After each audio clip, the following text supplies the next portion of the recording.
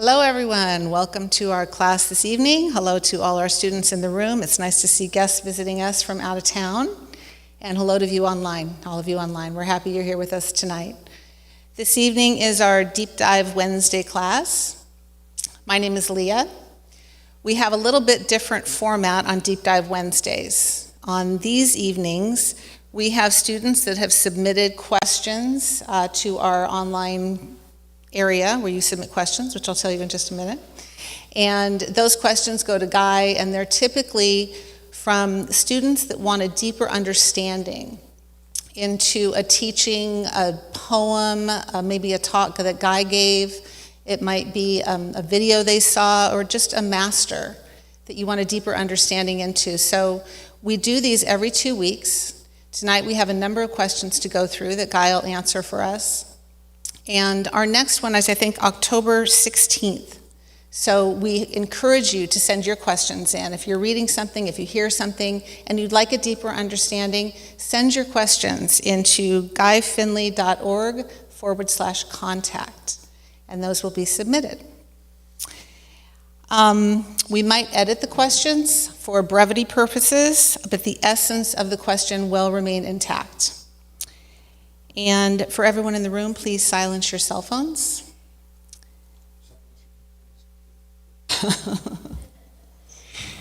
Ready for key lesson? I'll read the topic and the key lesson. The topic for tonight's class: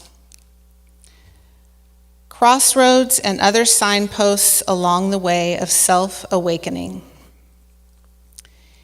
Here's why it's impossible to try and protect ourselves from the fear of uncertainty or disappointment, and at the same time, hope to deepen our relationship with the divine.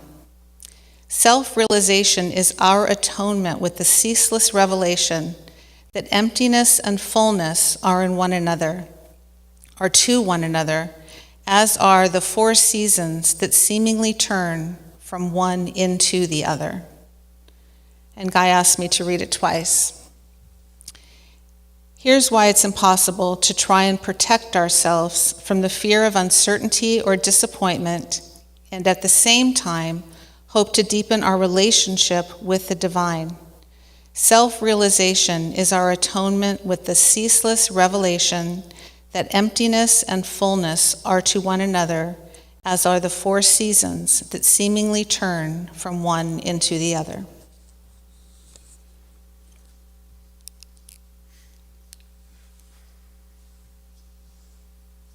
Everybody understand the key lesson? Who wants to come up and explain it?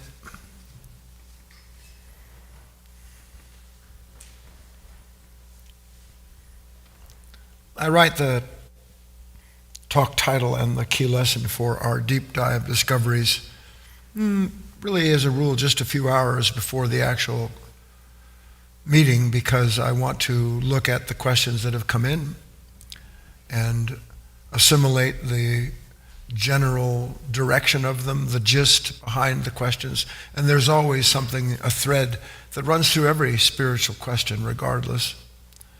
And then I try as best I'm able to in that allotted time to get to the crux of the heart of the questions. Sometimes it's a little easier to see how the key lesson applies as we will work together to discover, and other times it's more difficult. But for this class, and for those of you that are joining us for the first time, by the way, I'd add that we have a much more interactive class on our Deep Dive Discovery Wednesdays, as well as on our just plain old Discovery Wednesdays. Well, one is that we take a topic and we look at it together. This evening we take all the comments that you've sent in that you want some clarity on, and we try as a group to see what we can learn. And I would add that it's not so much learning intended for the person who submitted the question or the comment. It's so hard to see, but it's true that anytime a man or a woman even momentarily enters into a new dimension of their own understanding, it opens the door for everyone else on the planet. And in particular for those who are in that fraternity, in that sorority, in that moment, joining in whatever those discoveries make possible, where suddenly somebody says something and I go, God, I don't think I ever saw that before. Now, have you ever had a moment where you thought, boy, I don't think I ever saw that before? That's why we meet, isn't it? All the time. Boy, can I see something new? Can I see something new? I don't know about you, but I can tell you I live for that and that alone. There are other things that are important. I love my wife. I love my wife dearly. I like the little physical life that we have for each other and with each other. I like where I live, that I have creatures around me all the time. But all of that would be quite meaningless without the revelations that those relationships make possible. Why do I want to see something new? Who can tell me? What is it that's so attractive about seeing something new? Patricia? It's life, she said. Chrissy? It's refreshing. Anybody else? Why do I want to see something new? Ellen? When I see something new, I discover that I was always a part of that newness, that freshness, but didn't have any inclination up until the point where suddenly I was in a relationship with something that introduced me to myself. All of your spiritual work is to introduce you to yourself, self in both meanings of the word. Self as in the self that's insane, anxious, angry, running, greedy, ambitious, fighting. To say recalcitrant would be a joke. So terrified of stepping outside of your own shadow, it's unbelievable.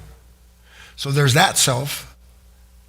And part of the discovery of that nature you couldn't make unless you were shown something else by something else in yourself that you never knew could see you, and that you didn't have to be what you've always been.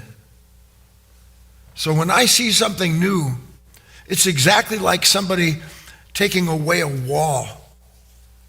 Put your hands up in front of your face for a minute. You look so much better that way. You hold that while I talk, okay? No, seriously, hold them there for a split second, and then move them out just a little bit, and you can see a little more, and then a little further. That's exactly what seeing something new is. It's a sudden removal of a wall of thought, a wall of identification that you didn't know you were in up until that moment, and suddenly something moves the wall. And it isn't that you enter into some new space. We talked about this at great length on Sunday.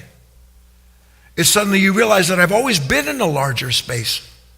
I just didn't know that dimension was available because I was always standing on the wrong side of the door, looking for someone to come and rescue me from the wrong side of my own mind, instead of realizing I've been invited to participate in something altogether new. That's what Discovery Wednesdays are, or Deep Dive Wednesdays are. So let me open your minds a little bit. I want you to see something so you can understand this idea in the key lesson, which is up there. I don't think it's on the board anymore. Is it on here? Yeah, put it back up for a second. I'd rather look at that than myself anyway.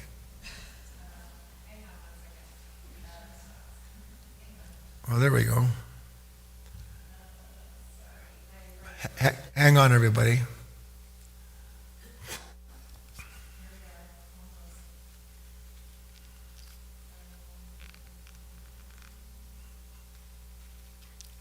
It's okay, Kate.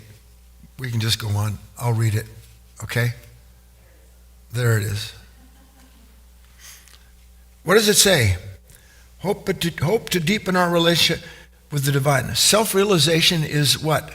Our atonement with the ceaseless revelation that emptiness and fullness are to one another as are the four seasons that seemingly turn from one into the other. What does that mean? Self-realization is our atonement with the ceaseless revelation that emptiness and fullness are as to one another as are the seasons that turn. What does that mean?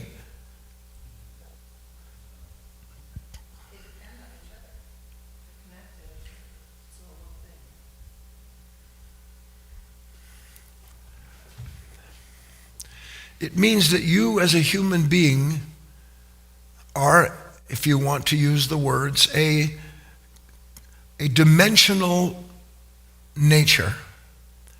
The dimension that you live in right now is very dissimilar to the deer that I feed in the morning. Why? Because the deer live in a world that is fixed. If I change one thing on the porch where they come for their snacks, just move a chair, put a cushion someplace other than where it usually is, they're like this. Because in their mind, which is how they stay safe in nature, they know when they walk through the woods how the woods look. And any object that isn't part of what they have already memorized, meaning that their conditioned nature has set as the place that's safe, anything outside of that, and they're on high alert. They're full of fear because they are not seeing what they need to see with their fixed mind and the fixed nature that relies upon it remaining the same. Do you understand that? That's how we are now.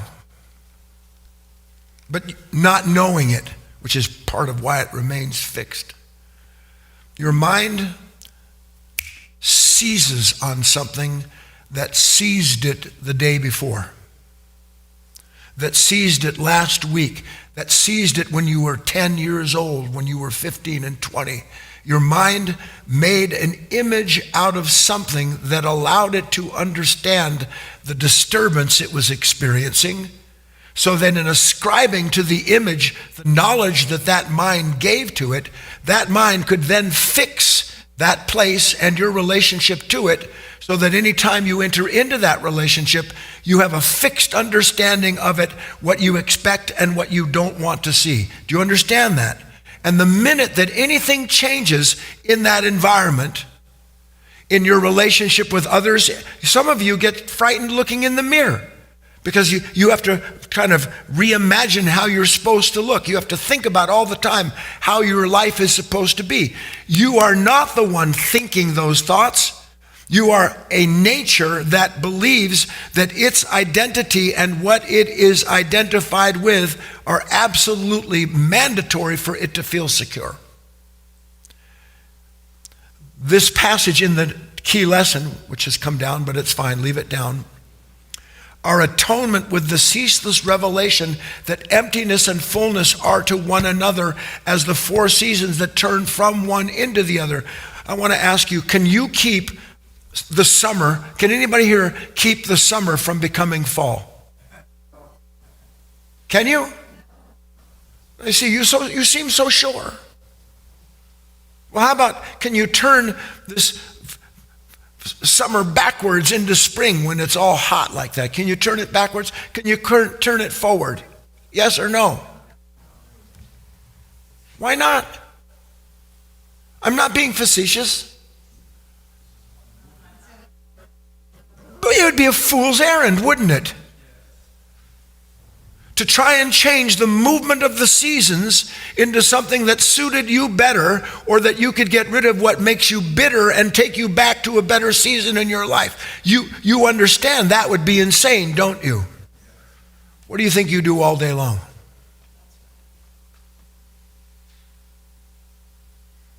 Every thought is looking at a world that as it is turning in one way or another, just like the seasons do, from emptiness into fullness, from fullness into emptiness. You can't stop the movement any more than you can stop the seasons. But in our mind, we say it's ludicrous to try to stop the seasons, but I can stop this sense of emptiness by imagining a fullness to come. I can keep this fullness that I've got now if I just make sure everything that threatens it goes away. Is that not a mind fixed on a season And believing that its fixation proves that the identity established in it makes it real, and the more you're threatened by what you cannot stop, what you cannot change, the endless transition of one state of energy into another and the corresponding consciousness that responds to those changes, you believe you have authority over that, or you wouldn't struggle all the time.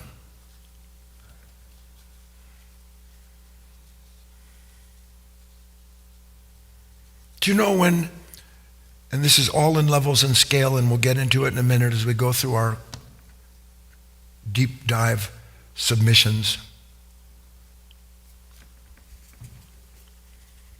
Do you know when you really find peace?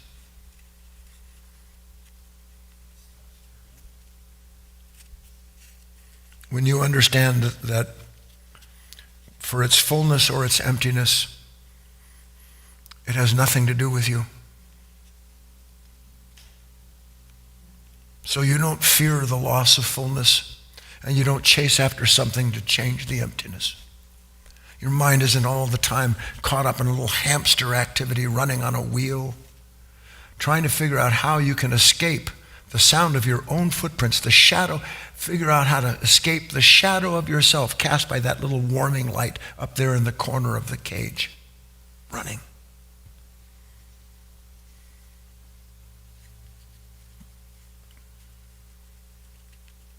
If you knew that summer had to turn into winter and winter had to turn into spring, and you like the idea of winter turning into spring, don't you? Because it gives you these corresponding fixed remembrances, memories of the weather and the kind of conditions you like. Oh, that's the time I love.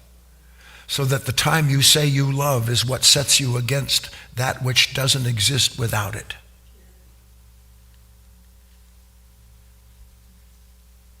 True or not?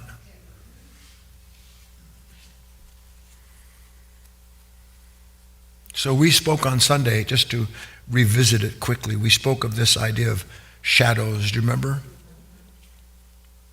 And we said ever so briefly, if you weren't joining us, we talked about how, you can't see it here, if you could, I could turn the camera on.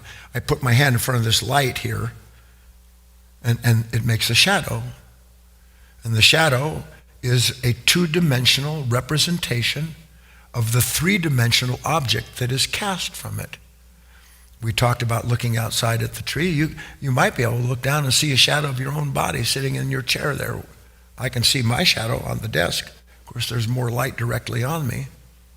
Now, is the shadow the body that casts it?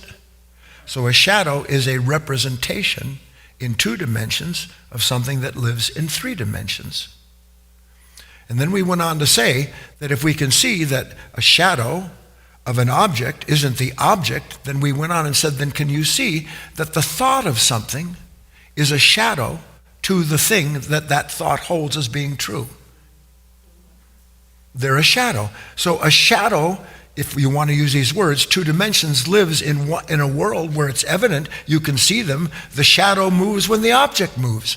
The movement of the shadow lends credence to the reality of that which casts it, doesn't it? You take a child into a forest where there's a lot of moving shadows, and I can tell you, I used to scare myself walking in my own bedroom.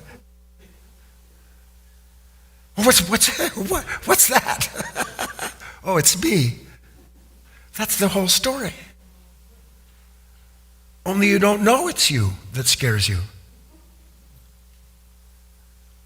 That's what liberation in the first early stages is, the revelation that there is nothing to fear apart from some part of you that is fixed and refuses to recognize that it's going to turn.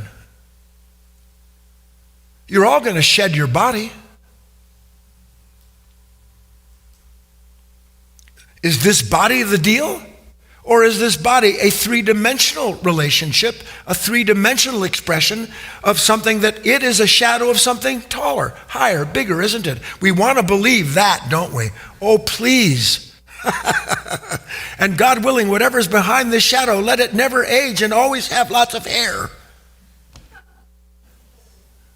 No wrinkles. No bad health.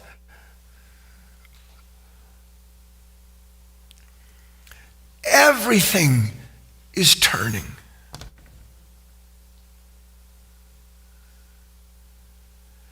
and you're missing out on the ride. You think you have to push your way through this life. All of us, to whatever extent it's true. What do you think your fear is? Do you know how anxious and afraid you are every day? So filled with making sure everything's put in its right little cubby hole. Try to punch squares into round holes and then wondering why people are saying, stop it. I can't stand because something in me wants to get everything set. Why does it want it set? So that I can be sure that no matter what, this is the way it's going to be. And you can't change the way it's going to be by fixing it in the past, because everything you fix is in the past. In fact, the more you try to fix things, creating what you call the future that you want, the more you can be sure that the future, in quotes, the moment that comes to you, does so to reveal to you the thing that you need to understand to be realized. Everything about this life is an atonement with the ceaseless revelation that emptiness and fullness are the same. And to understand that is the end of the fear of emptiness and the end of coveting fullness.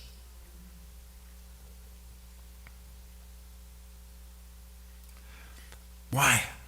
Because who you are lives in another dimension above the rotation of the opposites. That's why. My Father's kingdom has many mansions. Remember we discussed this? And that our great pain is that we have made a kingdom, this consciousness has made a kingdom for itself that we keep thinking is coming. And that kingdom can never come as it's imagined, because whatever you've imagined as the kingdom to come is the source of your fear. Everything you have imagined as the kingdom to come is the source of your fear. God doesn't need you to believe. This is shocking. Take a nice deep breath. God doesn't need you to believe in him.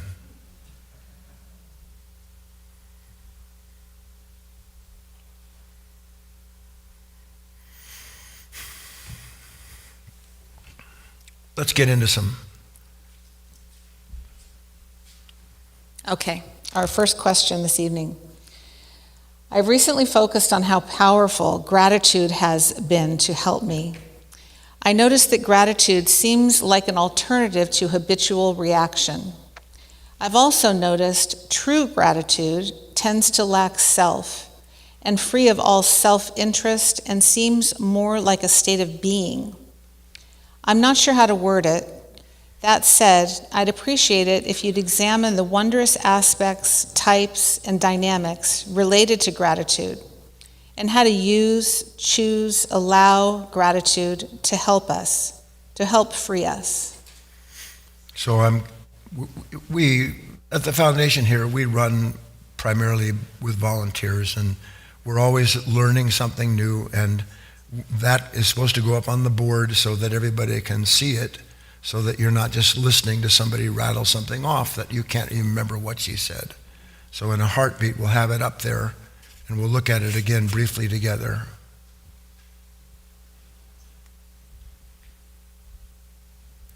You know, isn't it, while that's happening, don't you think it's strange that you never think to yourself that, I know exactly how things are supposed to happen until something happens that's not the way you thought it should happen. And then suddenly, boy, do you know how things should happen. Don't you? It's a phenomenon, isn't it? I know you don't see it. I'm inviting, that's what all of this is for. There can never be a wasted moment in your life again if you understood that. So the question is basically, the person say, I've focused on how powerful gratitude has been to help me. I noticed gratitude seems like an alternative to habitual reaction. I've also noticed true gratitude tends to lack self and free of all self-interest and seems more like a state of being. I'm not sure how to word it, this person goes on, but I'd appreciate it if you'd examine some of the wondrous aspects, type and dynamics related to gratitude. So now, wide awake, what is this person asking? I'll rephrase it. What does that question mean to you? What does that question mean to you? That would be a good way to look at all of these things. What does that question mean to you about gratitude? Patricia? It seems like she wants to understand more. Okay, so Patricia said it seems like she wants to understand it more. And you're welcome to send in your comments, because we spend usually 2 or 3 minutes getting our student view of this, and then we examine it together. David. She wants to feel this emotional state. So David said it seems this person wants to know about and continue feeling a certain emotional state. Anybody else? Paul. And Paul said, whoever this person, can you confirm that my reliance on this gratitude is a true path? Yes. Chris. If I can learn to be grateful, will my life be better? If I can learn to be grateful, will my life be better? Anybody else? Yes. What is the nature of gratitude? I didn't hear. What is the nature of gratitude? What is the nature of gratitude? Anybody else? Okay, so Nick says, how can I actually be kind? And there's some more, I guess, coming, Kate. One more. The question is equating gratitude with true self, but also where nothing will bother them.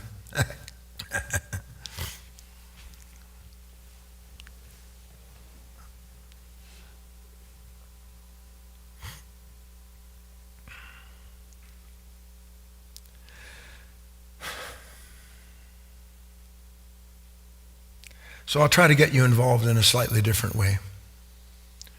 What are some of the things that you're grateful for?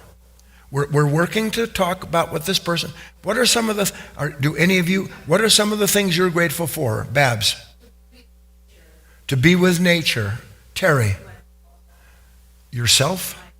Your health. I wouldn't be grateful to be you if I were you. Your health. Of course, grateful for your health. Patricia? Grateful for these teachings, for this work. Anybody else? Ellen? Grateful for being alive. Anybody else? Heidi? Grateful for exercises that help me work on realizing myself. Anybody else? John? I'm grateful for the relationships that I'm in. Doug? This would be maybe the unifying thought. Doug said, I'm grateful for understanding there are other dimensions that in their unification bring about a completely different relationship in the moment of life. I think this is something that I want to talk about. Because when I was looking at this, and just so that you know, sometimes questions come in, they would like me to look at more deeply.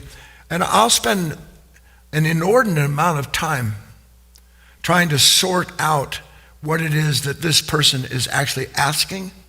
And more importantly, which is what I want to get to with you, what is being asked of me by my relationship to this question?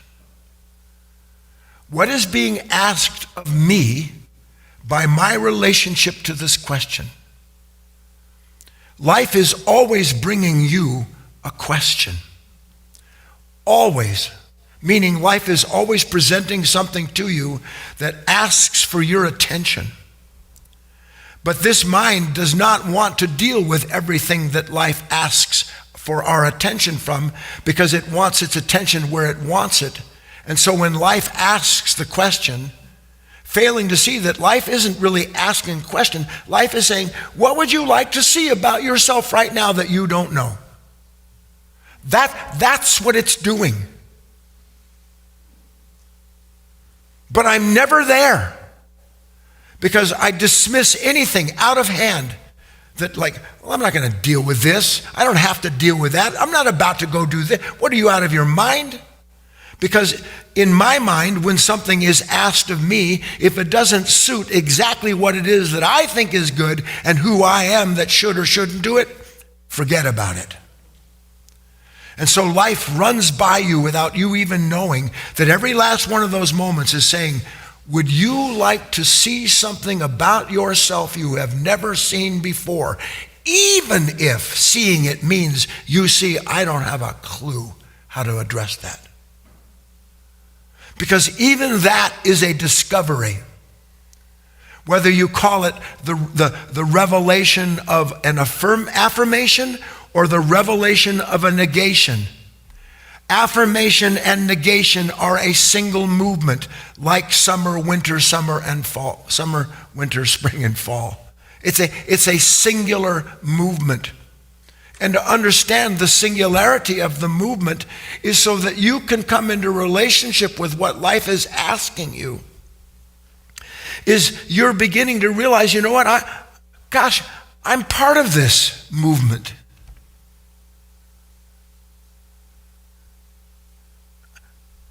I'm being moved.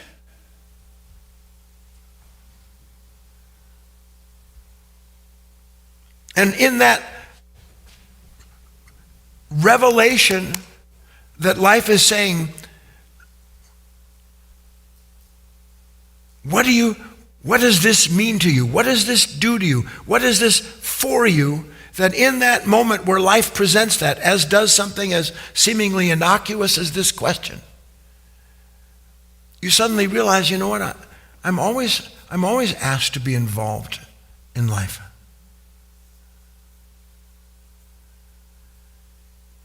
But I don't have enough time for life.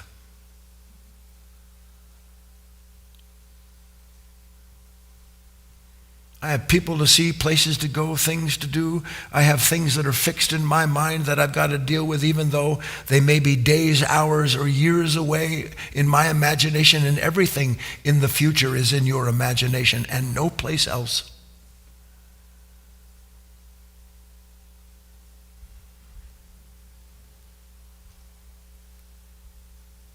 So what I'm working to say here is that there is gratitude, but I don't think you can separate gratitude from grace.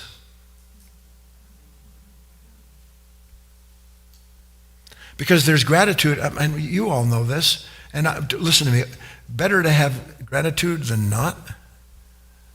But when you're sitting and you're grateful for where you live, most of that gratitude is because you're identified with the things that you see, and you're grateful for the sense of self that is kept in place by everything you've fixed that you call your life. Is that a bad gratitude? Not really. But you can understand the more gratitude you have for things that are fixed, the more fear you have that they may move, mightn't you? So I was thinking about this. I looked up the word gratitude just to see what it had to do with. And it's gratis. It has to do with thankfulness. But I couldn't dismiss the idea that this gratitude can't be separated from the graciousness of a life that brings you into it. So that real gratitude is spontaneous, not a memory. Again, you sit down at the dinner table, maybe you pray over your dinner. When I have meals with students, we always say a few words of thanks. That's what we do.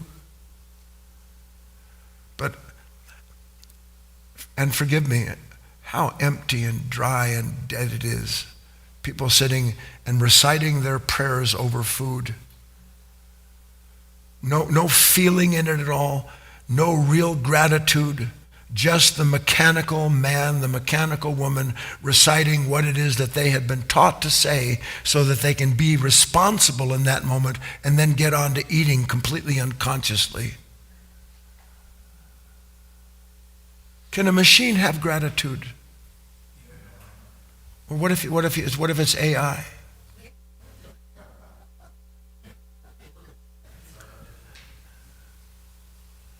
No, to have gratitude, you have to be able to feel.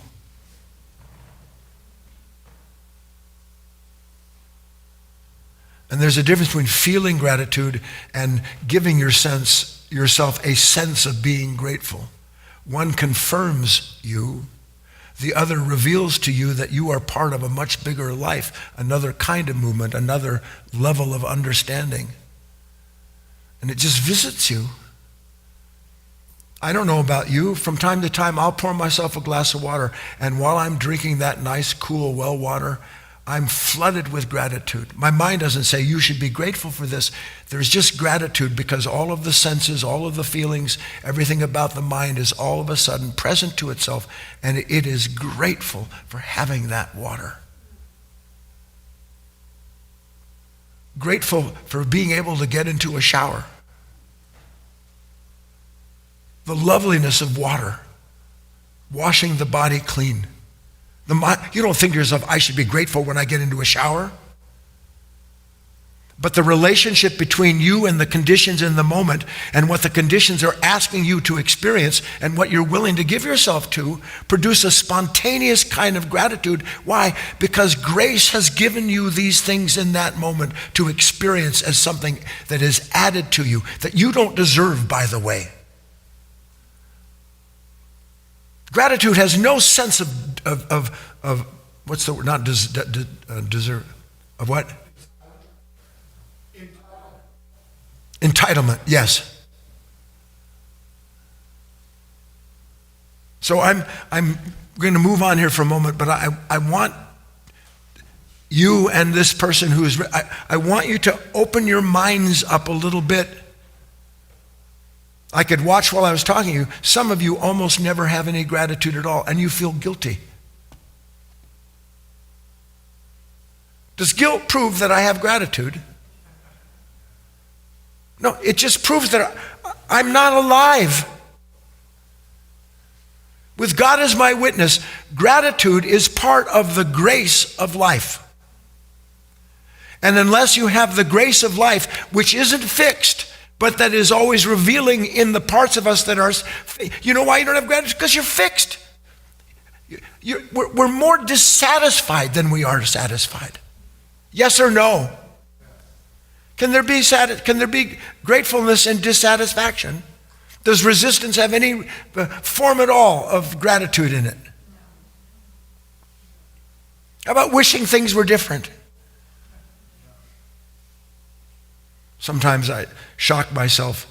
I'll be having something and it's that's at a restaurant maybe, and it's not hot enough for me. Now, people say, well, remember your mother said, there are people all over the world that don't even have a piece of bread. You finish what's on your plate. Remember that, being guilted into gratefulness.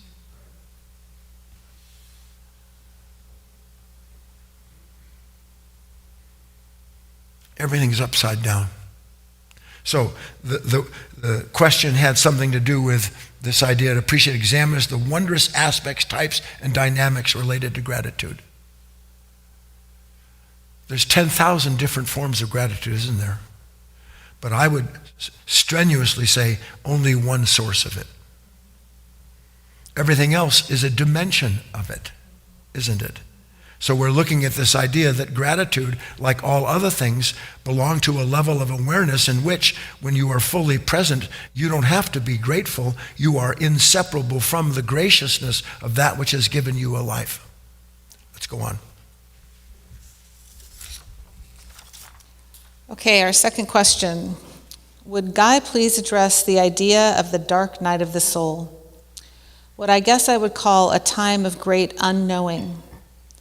How can someone like myself use this time of absolute helplessness with its despair and constant confusion? I have an intense job full of activities, 3 children, outside interests, including my spiritual work, that has brought me a great sense of uncertainty. I find myself withdrawing from work, from life, asking myself, what's the point of these pursuits? And it's an unnatural feeling. I also sense these things are natural to my nature. Each season, turn, but I'm resisting at the same time. This feeling's been going on for 3+ years now. I need help. Where does the dark night play a role in this? So what does this question mean to you? What does this question mean to you? Or is it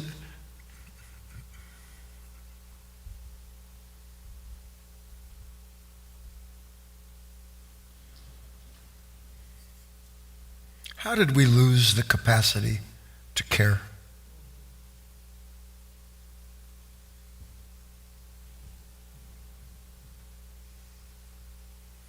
if it doesn't relate directly to whatever I'm thinking about at the moment, out it goes.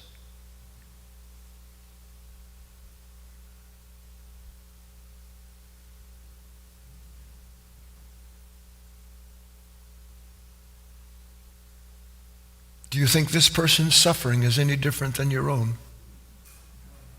Then why aren't you interested in it? Because if you can learn something about this suffering, this daily visitation of midnight when it comes and darkens your life, then wouldn't it behoove you to want to understand more deeply what this person is asking about, not because you're trying to help this person, but because you've seen that you yourself need help to understand the dimensions of your life.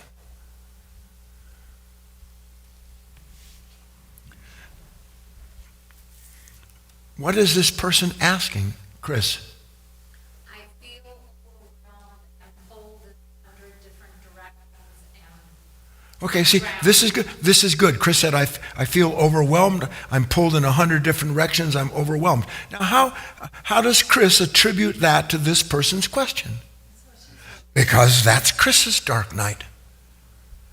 But the dark night doesn't exist without a sudden revelation that, oh my God, I am beset upon by something that on one hand I recognize is an alien to my life. I always took it to be necessary to feel this way in order to keep myself in place and my life and what everybody likes about me or wants from me. Everything predicated on keeping a fixed idea of what this life is about and for in place. And then suddenly, like this person is saying, could I be wrong? Isn't that really what she's saying? Look at all the stuff I got going on. I'm busy at work. I'm busy with my family. I've got lots of activities. I'm a doer. And yet I'm bloody exhausted from it.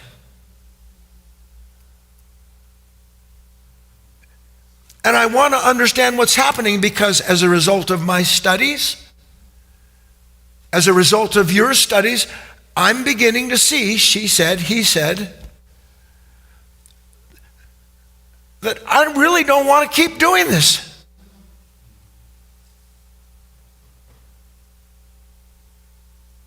I don't want my life anymore. Now, she's not coming out and saying that, but you can see he's not saying that. Because I don't know who wrote this. This person, it, they,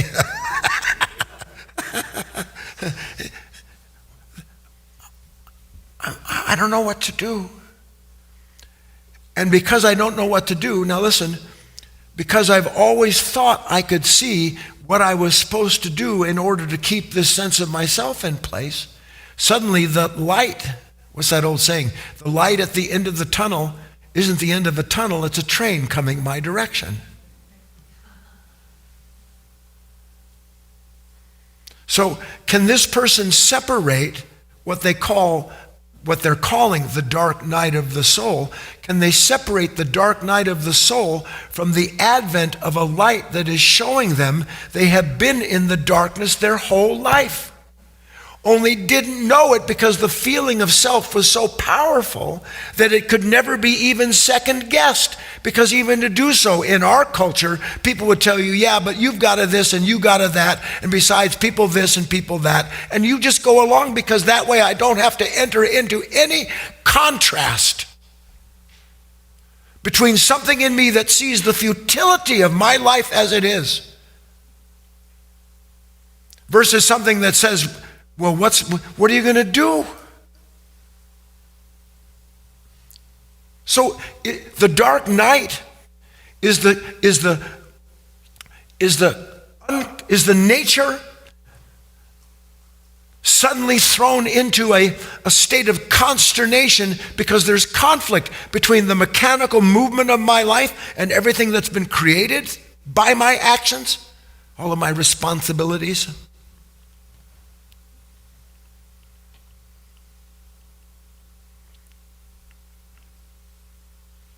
Versus the realization that somehow or other, I'm just bone weary of trying to hold it all together.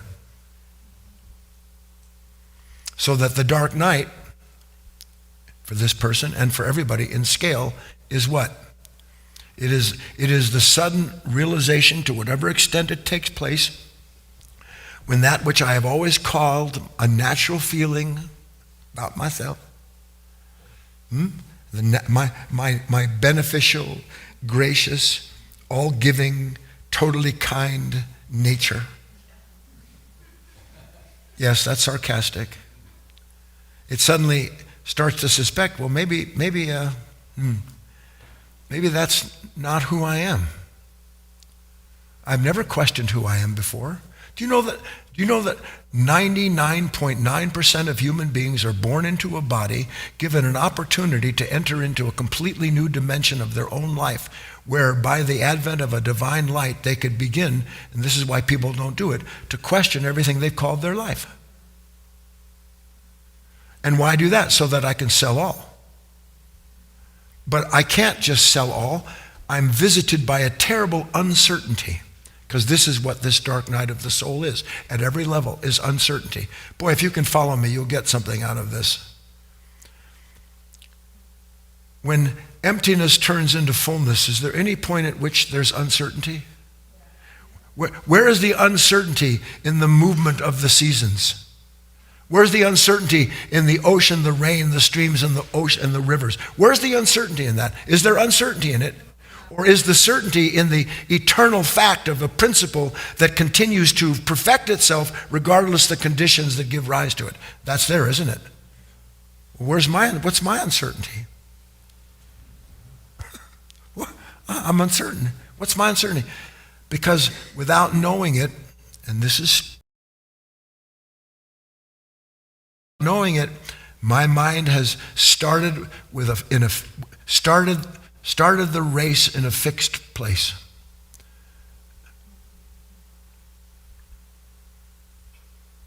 I remember growing up, maybe you do too, you should be this, you should have that, you should be doing this by now, there's no way that this should be happening to you, this isn't right, get even, fix it. Everything about life and everyone in it, giving everybody advice that sank their ship the day before they talked to you, and you listen, and you don't know what else to do except identify with another fixed position.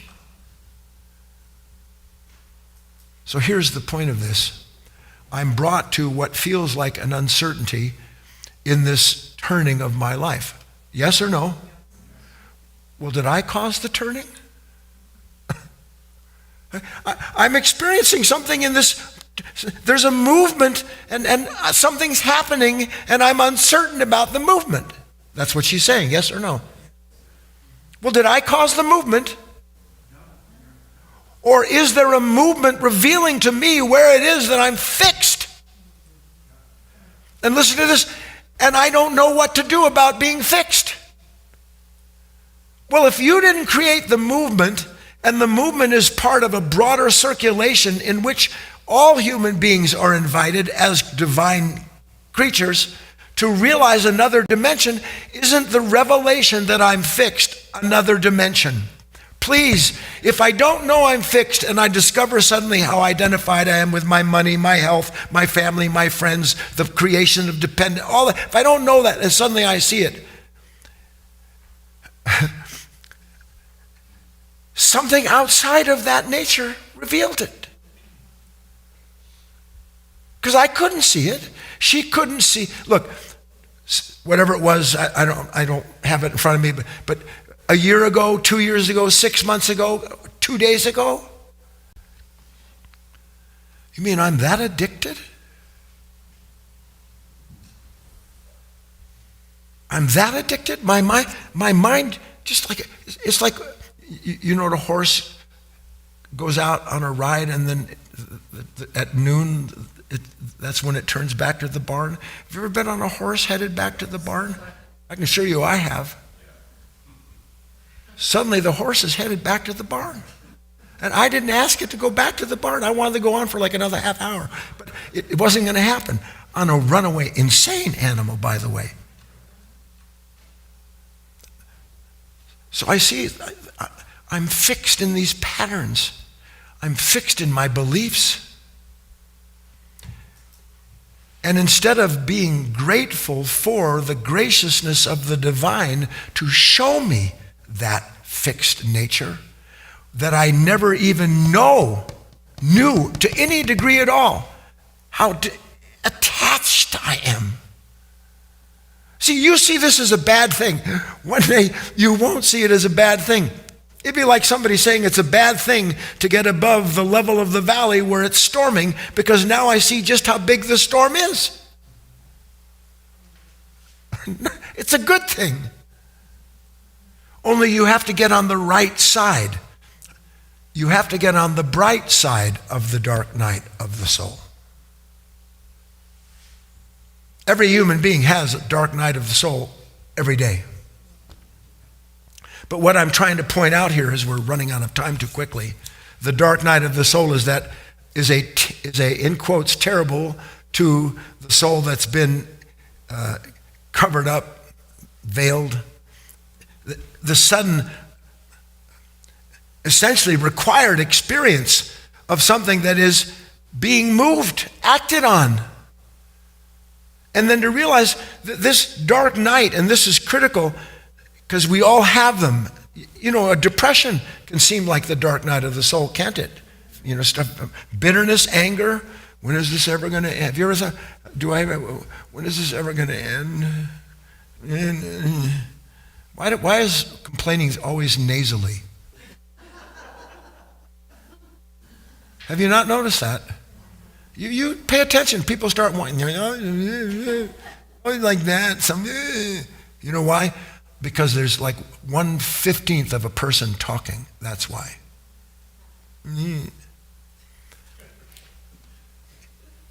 dark night of the soul represents a transition in the movement between worlds.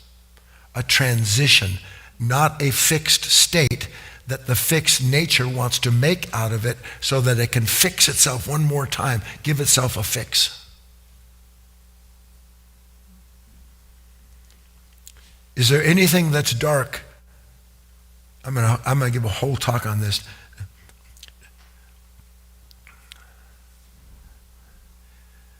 If everything is light, and by the way it is, this piece of paper is light, only it's really slow light. Otherwise it would have run out of my hand. Slow light, congealed energy.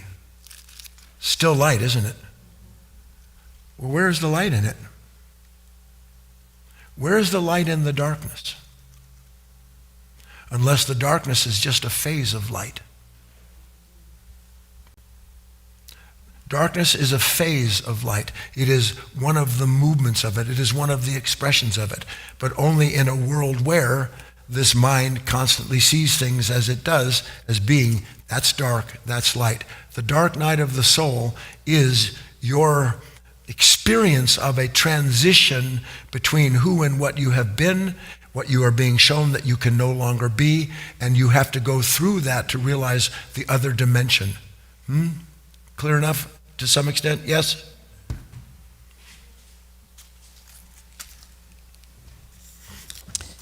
Number 3, I would love to hear Guy speak about a poem by Rumi. This is love. To fly towards a secret sky, to cause 100 veils to fall each moment. First, to let go of life.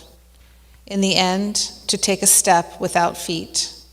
To regard this world as invisible, and to disregard what happens to be the self.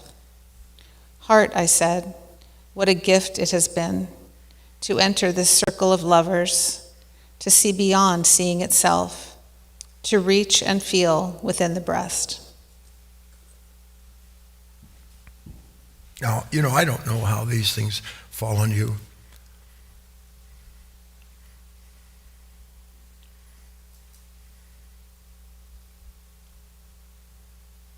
But I can tell you that everything we've talked about tonight is in that. How can you take a step without feet? Unless you're going inward. Unless the dimension exists so that you rise without wings. How can you rise without wings? How can you take a step without feet? Unless you're already in a kingdom you can't see. Another dimension of your own consciousness that you are asleep to. But that as you begin to awaken, you have this feeling, I really want to fly to a secret sky. I want to transcend. I want to rise. But I haven't wings. Of course you don't have wings. You're always trying to imagine wings. So that everything you imagine about the journey, make sure you're not on it. Everything you hope to attain as you get higher and higher proves that you're going lower and lower. And only when you start to see that, in the end, to take a step without feet, to regard this world as invisible and to disregard what appears to be the self. They're synonymous. Here, I'll translate it. If I begin to see this world as a shadow of the real world, then that which took the shadow to be real has to be as equal a shadow as that which it's perceived. And if I see the truth of that, then suddenly I'm no longer bound to that world, and I've taken a step without feet, and I've risen without wings. Because I've entered into a new understanding of my own life and my relationship to this world that gave it to me. That's what Rumi is alluding to. To see beyond seeing itself. What in the name of God does that mean? It means to go beyond this divided perception of myself apart from my problems or pleasures, and realize that pleasures and problems are themselves just part of the movement of this yin and yang, of this ceaseless transition, and to allow it just to get on whatever the hell it wants to do. You just can't do that. You know why? Because I want my heaven, I want to take my steps, and I want to fly to the world I believe waits for me. To cause 100 veils to fall each moment. Every time that you see the truth of something in yourself, not thinking, like just one little thing. Well, I wonder if I have to be afraid right now.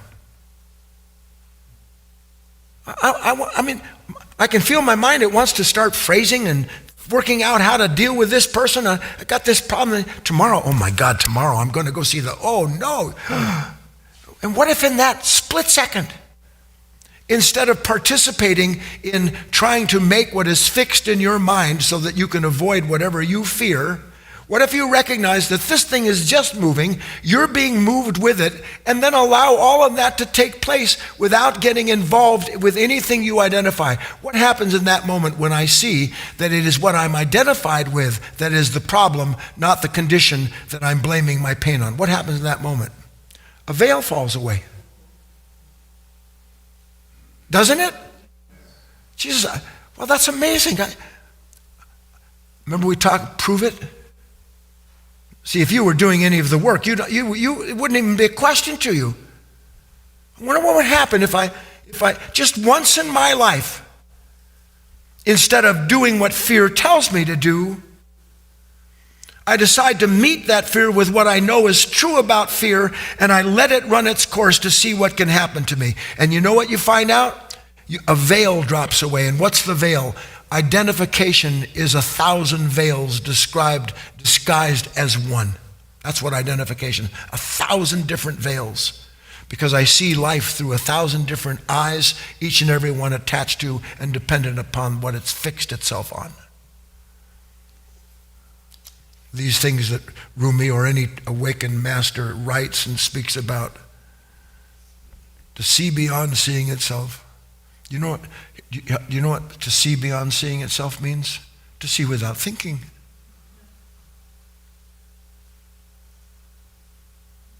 Why do I have to think all the time?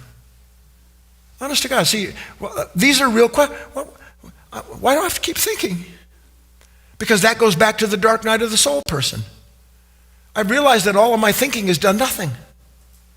But I don't know who I am without thinking, let alone what I'm thinking about that has to keep my life in place. I don't know. And I can feel certain things, not just here, but out there. You say, well, this is, I kind of like this, but what am I supposed to do?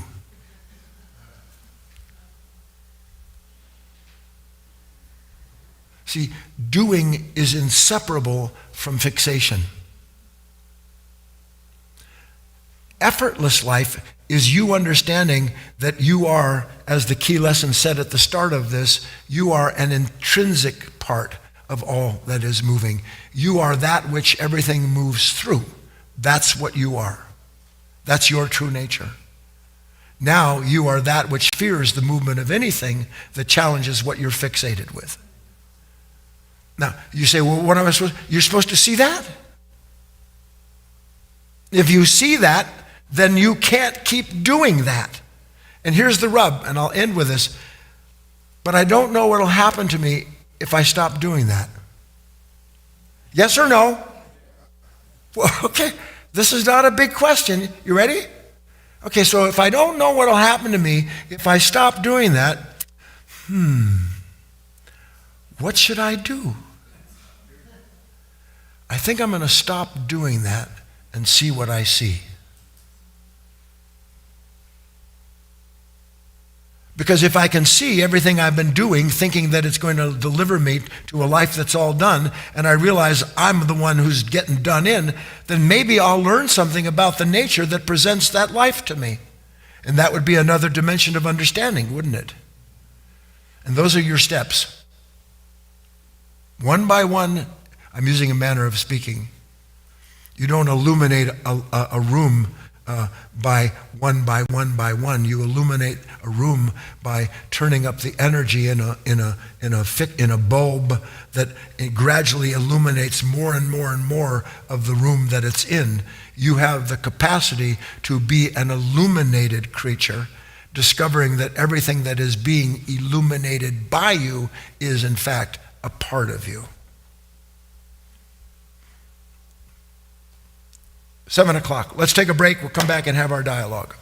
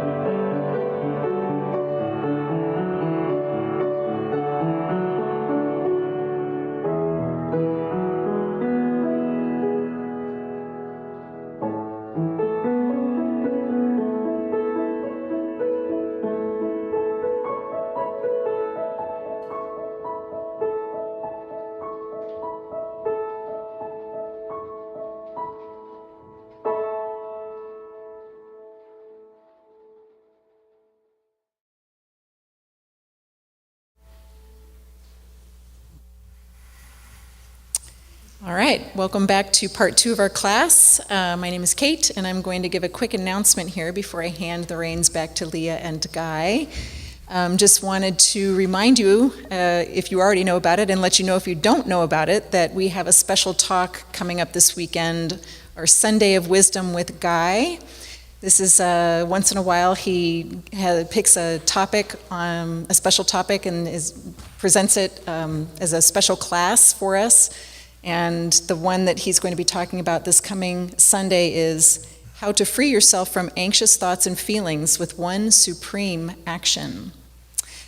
The fact that for you online, the fact that you're tuned in right now means that if you're on GoToWebinar, you're going to get a reminder about this per the usual. It's all part of our usual ongoing class series. We're actually doing something special though. We're putting together a replay package that's going to include not just that Sunday of Wisdom, but these talks that are leading up to it. So tonight's talk, the Deep Dive Wednesday, Saturday Insight Timer, Guy's usual talk on Insight Timer, Saturday mornings at 8 a.m. Pacific time. And then on Saturday, we have an additional live stream in the afternoon. We're having a work party here at the foundation and a lunch discussion with Guy, a nice lunch and the discussion with him afterwards. That will go in the package. So altogether, there are going to be 4 talks that go into this nice little replay package. And you can get access to it with a small donation of $10 or more. And that will automatically add it to your account in our website. And like tonight, before I leave here, I'm going to get tonight's session uploaded there. It'll have all the download files, talk takeaways, any special writings for the talks that are coming up. So it's just a nice way for you to be able to go back over this material again if you wish, and also to support the foundation. And your donations are tax deductible in the U.S. I just want to make a quick note for Wisdom School members. So we have a Wisdom School associated with our website. And if you are a premium or all access member, remember that this replay package is part of your membership. And I just sent out an email literally right before class telling our members how to get access to that replay package so that you can get it tonight if you wish. So do go to your email and look for that. And I think that's all. Oh, if you want to make the donation, you can go to, I set up a special URL. It's just guyfinley.org/package. So if you want to go make a donation, the $10 donation to get the package, just go to guyfinley.org/package. All right, I'm going to hand it back over to Leah. Okay, here we go with our questions. We have a couple questions. Guy, do you have any comments before we start? Nope. Okay. This comes from Chris. Thanks, Guy. I lost my wife 8 weeks ago due to an unexpected heart dissection. She was only 53. We'd been married for 23 years, my best friend. Needless to say, my life has been shattered. Your reference to the seasons of being empty and full and the oh my gosh, I can't say that word right now. Nice deep breath. Say it. No. Inevitability.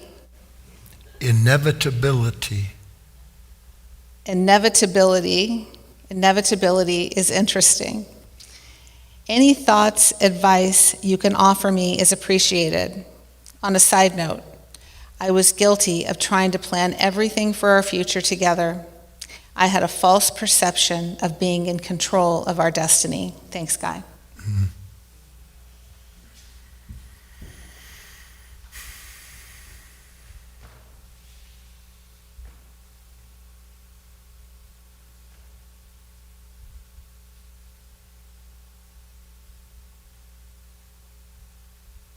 First,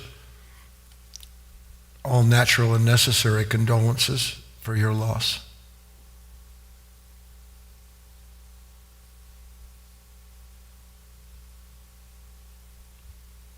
It's painful to lose someone that you love, especially those that you have been really in love with. You can love family members, but you're not in love with them. You spend a life with somebody day and night.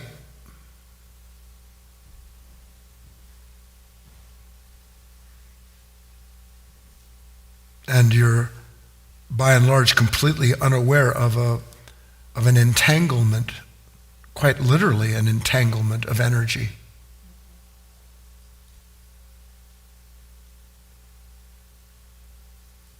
And then suddenly, by an act that is incomprehensible, in particular to your grief, it would seem that something comes along and suddenly disentangles you.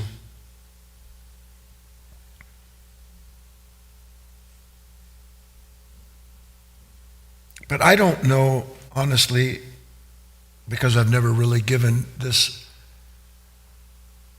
aspect of it any contemplative time. I don't know whether or not it's true that that which has been joined together can ever be unjoined.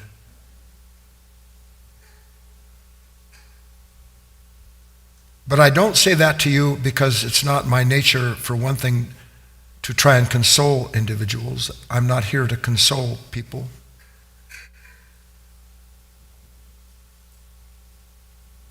But because if you can see in scale in this ceaseless shifting of seasons of our life, how many times you are fully identified with, meaning entangled with, certain ideas. You know, when you're 35 years old, the idea of your legs hurting when you stand up at 75 years old, it doesn't even, it's like a joke. And you look at people and go, boy, I'm sorry for that guy. And then you become that guy.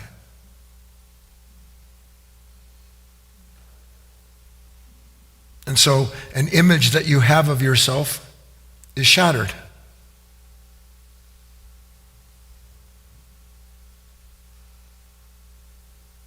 And I think that shattering happens all the time, honestly. Most of us aren't aware of it because we have this default buffer mechanism that deflects anything and everything that comes along to rock the boat. But these teachings, in particular, Chris, if you've been studying with us for a while, you know this work is not about trying to settle the boat. This work is about letting the boat sink if it needs to, so that you can see you're standing in water just up to your knees. You can't drown. The only thing human beings drowned in is resistance. That's the only thing we drowned in. And there's always resistance to something that has shown us that what we believed was true and ours definitely and definitively isn't. That's when it happens to us. So here's what I would say to you, Chris. You have to go through what you have to go through.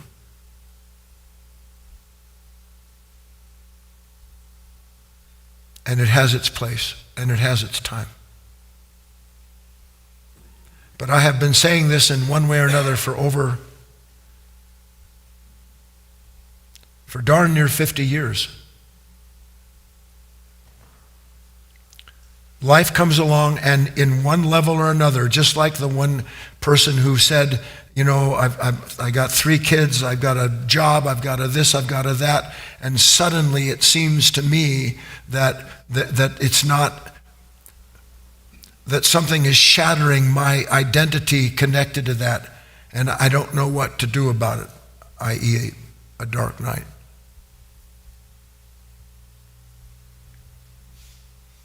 If something brings you to a place where you can see something true about yourself, let what has shown you that truth have its way with you.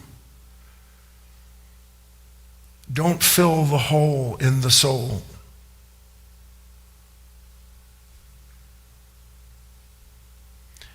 If this is in fact emptiness and fullness, yes. And so suddenly life turns, and that which was full is suddenly empty. And you will face this.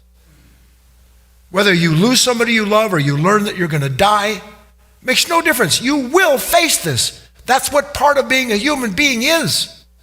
But not so that you have to suffer the sudden facing of that situation, but so that you can see this situation that I've been given to face is so that I can begin to understand, how can anything come in new? How can anything be revealed in the movement of the whole of this holy life if I fill every moment as I'm given to do when something empties, and then I don't want to feel that. I don't want to be left that way.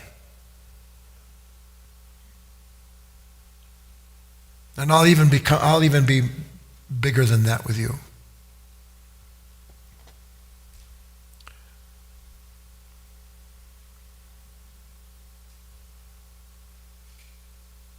What if every person that you love who dies leaves you a gift by their death?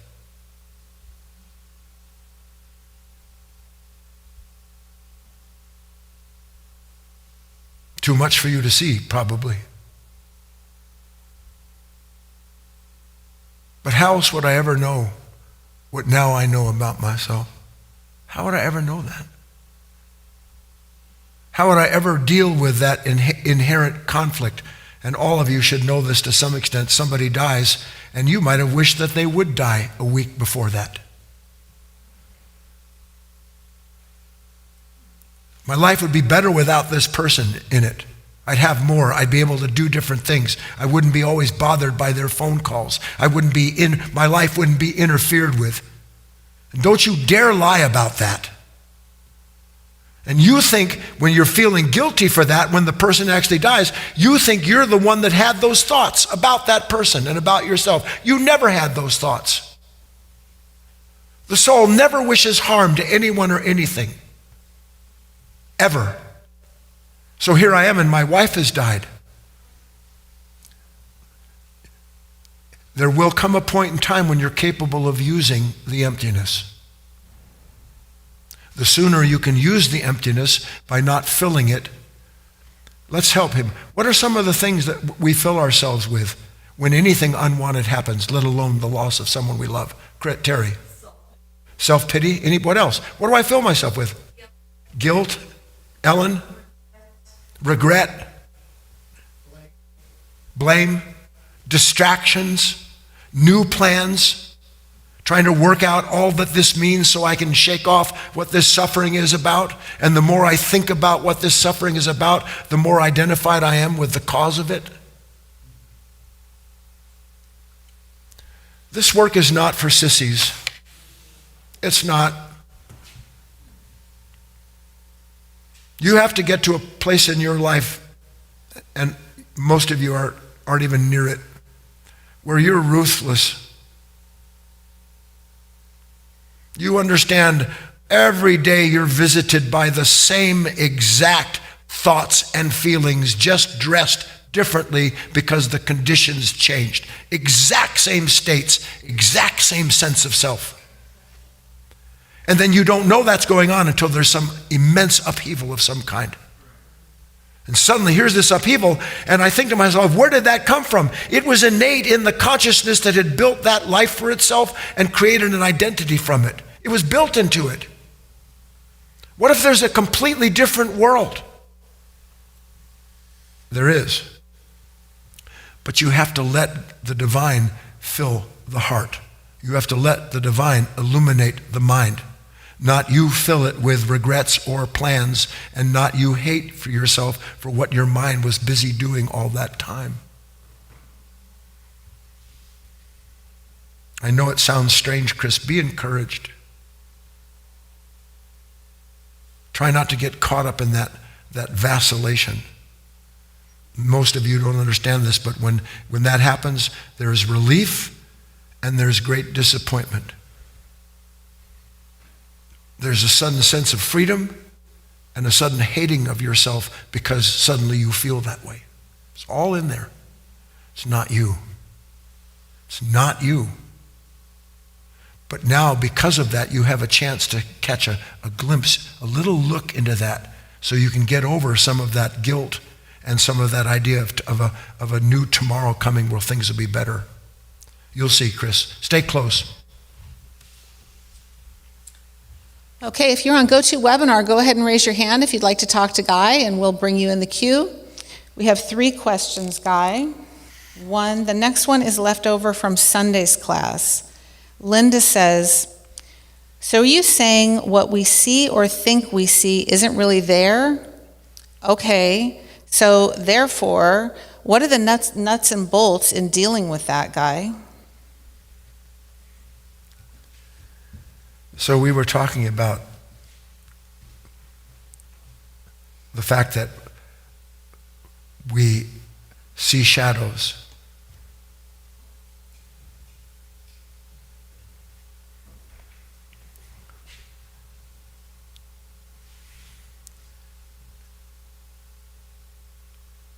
When you're afraid of something that may happen or may not happen, do you really think you're looking at what may or may not happen? Or can you understand you're looking at a shadow that imagination has produced, and that because you're so busy and constantly fleshing out all of these shadows, you give it the very substance that you fear? Well, do I have to ask myself, what do I do if I see that's what my mind is doing? Or is the very revelation of that level of consciousness so identified with shadows that have fixed an identity to it? Do I have to think, what do I do to be free? Or am I free the moment, now listen, the moment I see that and the moment I test that? Just saying you see it means nothing. Nothing. But I can test it. So I'm not saying that what you see or think you see isn't really there. A shadow is really there. But a shadow isn't the thing. Nor is the thing that you fear the real source of the fear. It's a shadow.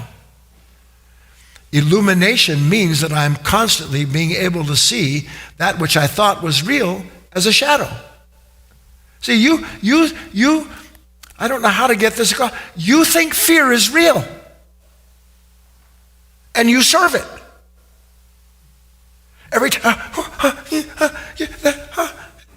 like a chimp. Just exactly. And then one day you're sitting there, and by the grace of God, may I pray for you?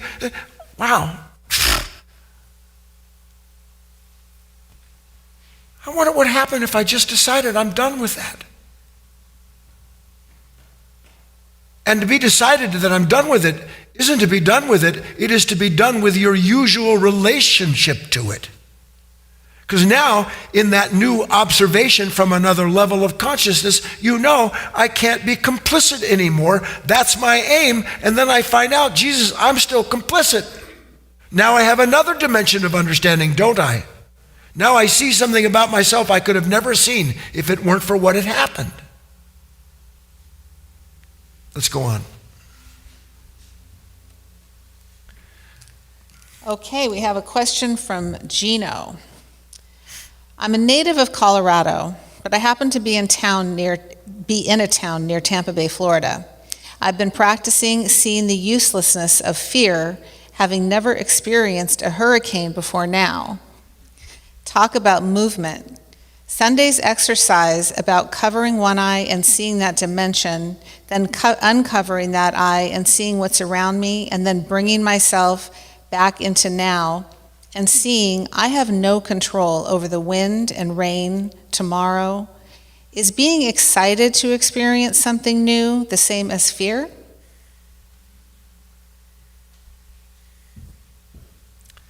Is being excited to experience something new the same as fear? No, it's not the same as fear. We started today's class. I said, why do I want to see something new? What makes seeing something new so good? Remember? So, Gino, it's kind of a mixed bag. The first part I understand entirely. I'm beginning to realize that I can sit and live in fear of this hurricane that's coming, or that I'm in this storm. Where is he? Tampa Bay. I guess that's on the Gulf side, yeah.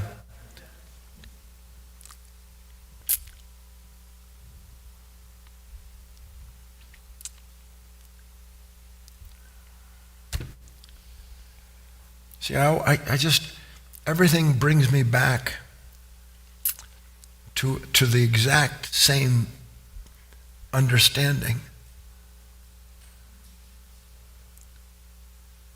There is no experience of anything in the universe you will ever have that isn't a part of your consciousness. The roaring winds, the lashing rain, the shattering of the doors, the trembling of a house, the fear that comes up instinctually, the fascination with something that powerful, the realization I have no authority and can't change it no matter how much I want to change it. All of these like a concert. Not one note at a time. Just the whole thing. And the entire relationship of a resonance with it. Your infinite capacity for perfect similarity with every last moment.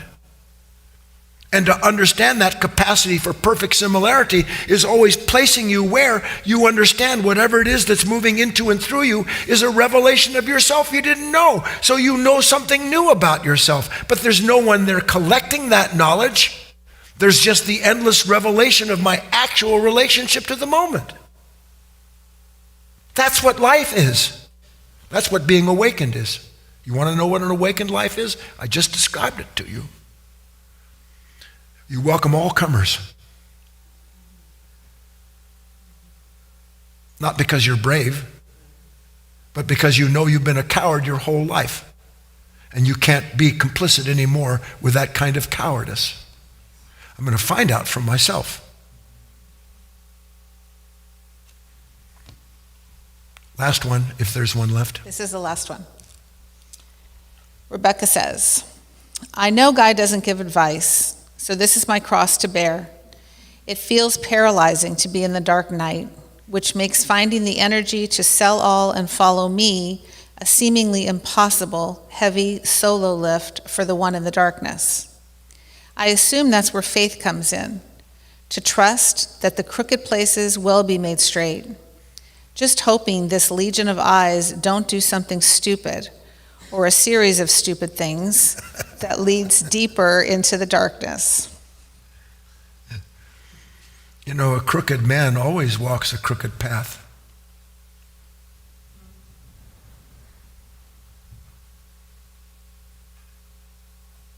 He blames the path.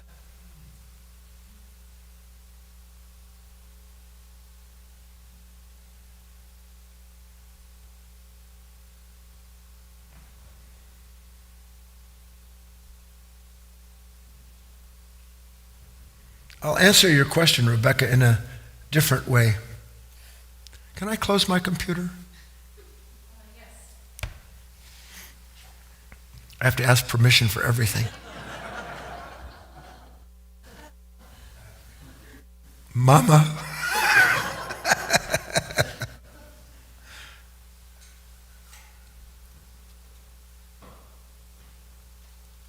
I speak personally now, Rebecca, but for everybody.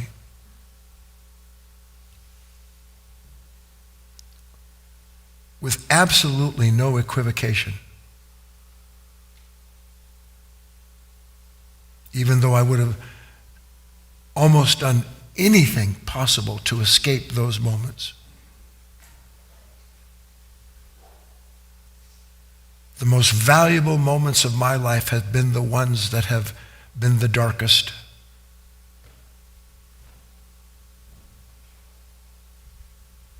But a darkness that, because of a certain understanding, I never turned from, but I turned into.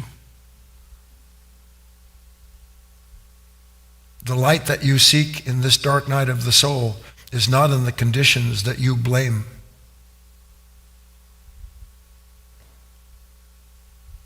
The light dwelleth in the darkness. And just because the darkness doesn't comprehend it, doesn't mean that the light isn't there. And the only way that you can know that the dark night of the soul is the same as the gradual illumination of your liberation is by allowing that darkness to be there, to see that something brought you into that place, and then you remain there with that, and you let what will happen, happen. And if you're properly present enough, you'll understand. You'll see at a certain point. And this is what's so interesting. I've always said this. I said that if they ever took a snapshot of the gates of heaven, St. Peter standing there with whatever his pizza stand, I don't know what he's standing there with, the gates of heaven, and you and I are this picture of ourselves, marching through. It's all heel marks where people were dragged in. That's what you see at the gate, heel marks, not the foot of the brave and valorous, those who love Jesus, nothing like that. It's people who, with the best possible way and means, they agreed to let the divine life illuminate them so that they could participate in these increasingly deeper, broader dimensions of what's divine. They let that happen. Your eyes. You see, right now you see with eyes that only perceive what the mind allows. One day you will see with eyes that see the mind and its limitation. And in seeing that, back to Rumi's deal, in seeing that you are liberated from that mind. Good night.